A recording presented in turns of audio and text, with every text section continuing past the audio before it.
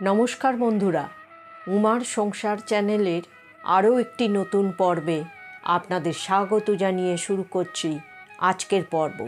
আশা করি আপনারা ভালো আছেন, সুস্থ আছেন। দোল বা হোলি যে নামেই আমরা পালন করি না কেন, এই উৎসবের ধর্মীয় তাৎপর্য খুবই গুরুত্বপূর্ণ। বাস্তুশাস্ত্র ও জ্যোতিষশাস্ত্র অনুসারে বাড়িতে নেতিবাচক শক্তি থাকলে তা সর্বক্ষেত্রে প্রভাব ফেলে। একদিকে যেমন দাম্পত্য কলহ তৈরি হতে পারে, তেমনি অর্থনৈতিক সংকট এবং স্বাস্থ্যহানির কারণও হতে পারে। শ্রীবৃদ্ধির কথা মাথায় রেখে দোলের দিন বাড়িতে বিশেষ পূজা পাঠের আয়োজন করে থাকেন অনেকেই। তবে পূজার পাশাপাশি এই দিন বিশেষ কিছু উপায় বা টোটকা মেনে চললে আপনার জীবনে সুখ, শান্তি ও সাফল্য আসতে পারে। আগামী দোল পূর্ণিমার শুভ তিথিতে এই উপায়গুলি মেনে চলতে পারেন। এর ফলে বাড়ির সকল বাধা দূর হবে জীবনের কোনো জটিল সমস্যা। আসুন জেনে নেওয়া যাক আজকের পর্ব থেকে। পর্বটি শুরু করার আগে উমার সংসার চ্যানেলটিকে সাবস্ক্রাইব করে বেল আইকনটি প্রেস করুন, লাইক, কমেন্ট, শেয়ার করুন। পর্বটি অবশ্যই শেষ পর্যন্ত দেখতে থাকুন। দোলযাত্রা বা হোলি উৎসব দেশ জুড়ে অনেক উৎসাহ, আনন্দ ও উদ্দীপনার সাথে পালিত হয়। এই তিথিতে বৃন্দাবনে রাধাকৃষ্ণ একসঙ্গে হোলি খেলে রঙিন হয়ে উঠেছিলেন। সেই প্রথা মেনে আজও এই দিন রঙের খেলায় মেতে ওঠেন প্রায় সকলেই। ফাগুনের এই দোল পূর্ণিমা তিথিতে রঙিন হয়ে ওঠে জীবন, তাই এই দিনটি অত্যন্ত গুরুত্বপূর্ণ। কোথাও রাধাকৃষ্ণের পুজো হয় এই দিন, তো কোথাও হোলিকা দহন উৎসবের মাধ্যমে এই দিনটি পালন করা হয়। দোল পূর্ণিমার দিনে স্নানের পর বাড়ির ঠাকুর ঘরে দেবদেবীদের লাল আবির অর্পণ করুন। তারপর সেই আবিরের প্যাকেটে একটি রূপোর কয়েন রেখে সেটিকে মৌলি সুতো দিয়ে বেঁধে আপনার টাকা রাখার স্থানে রেখে দিন। এর ফলে ধনলাভ হবে ও অর্থ সঞ্চয় হবে। দোল পূর্ণিমার দিন আপনার শোয়ার ঘরে রাধাকৃষ্ণের ছবি লাগান। এর ফলে স্বামী স্ত্রীর মধ্যে ভালোবাসা বৃদ্ধি পায়। এই দিন বাড়িতে তুলসী গাছ বা মানি প্ল্যান্ট লাগাতে পারেন। বিশ্বাস অনুযায়ী এই গাছ সৌভাগ্য নিয়ে আসে। এছাড়া এই গাছ লাগালে গ্রহদোষও দূর হয়। দোল পূর্ণিমার দিন শাস্ত্র মেনে রং কিনুন। লাল, গোলাপি, কমলা, সবুজ, হলুদ, নীল এই কয়টি রং ব্যবহার করুন। এই রঙগুলি ইতিবাচকতার লক্ষণ বহন করে।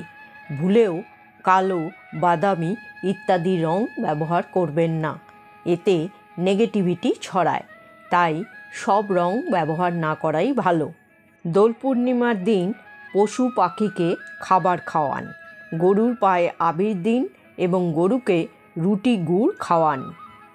ধন সম্পত্তি বাড়াতে দোল পূর্ণিমার দিন দরিদ্র মানুষকে দান করুন। এর ফলে স্বাস্থ্য, সম্পত্তি ও শান্তি ক্রমেই বাড়বে বলে মত জ্যোতিষবিদদের। এই দিন মনস্কামনা পূরণের জন্য ন্যাড়া পোড়া বা হোলিকা দহনের আগুনে ময়দা অর্পণ করে মনের কথা বলুন। তেমনি আর্থিক অনটন ঘোচাতে হোলিকা দহন বা ন্যাড়া পোড়ার আগুনে একটি পান, সুপারি ও নারকেল অর্পণ করুন। ন্যাড়া পোড়া বা হোলিকা দহনের ভস্ম বাড়ির চারিদিকে ছড়ালে বাড়িতে অশুভ শক্তির প্রবেশ ঘটে না। ন্যাড়া পোড়ার পর সেখানকার ভস্ম নিয়ে বাড়ি আসুন। কোনো গুরুত্বপূর্ণ কাজে পুরুষরা ললাটে ও মহিলারা গলায় সেই ভস্মের তিলক করুন। এর ফলে কাজে সাফল্য পাওয়া যায় ও ধন সম্পত্তি বৃদ্ধি হয়। শারীরিক জটিলতা থেকে মুক্তি পেতে দোলের দিন গোলাপ ফুল ও বাতাসার এই টোটকা পালন করুন। এই টোটকা পালনের জন্য প্রয়োজন কয়েকটি বাতাসা ও একটি গোলাপ ফুল। বাড়িতে যদি কেউ অসুস্থ থাকে তাহলে দোলের দিন এই বাতাসা ও গোলাপ ফুল নিয়ে অসুস্থ ব্যক্তির মাথায় 31 বার ঘোরান। এবার তা বাড়ির থেকে দূরে কোথাও ফেলে দিন। খেয়াল রাখবেন এই টোটকা পালনে যেন কেউ আপনাকে দেখতে না পায়, এতে মিলবে উপকার।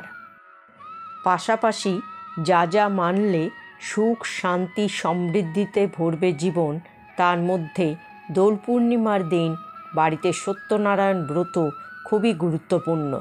বাড়ির নেগেটিভ এনার্জি দূর করতে এই দিন একটু হলুদ, গঙ্গাজল ও দুধ একসঙ্গে মিশিয়ে বাড়ির সদর দরজার সামনে ওং এবং স্বস্তিক চিহ্ন আঁকুন।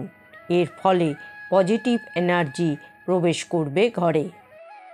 দোল পূর্ণিমার দিন এই উপায়গুলি করলে অবশ্যই আপনার শ্রীবৃদ্ধি হবে। সারা বছর আপনার বাড়িতে সুখ শান্তি ও সমৃদ্ধি বজায় থাকবে, দূর হবে সকল বাস্তুদোষ। বন্ধুরা, আজকের পর্বটি এখানেই শেষ করছি। পরবর্তী পর্বে আবার একটি নতুন বিষয় নিয়ে আপনাদের সঙ্গে কথা হবে। আশা করি আজকের পর্বটির থেকে আপনারা উপকৃত হয়েছেন। যদি উপকৃত হন তাহলে অবশ্যই উমার সংসার চ্যানেলটিকে সাবস্ক্রাইব করবেন। সকলে ভালো থাকুন, সুস্থ থাকুন। জয় শ্রীকৃষ্ণ। রাধে রাধে।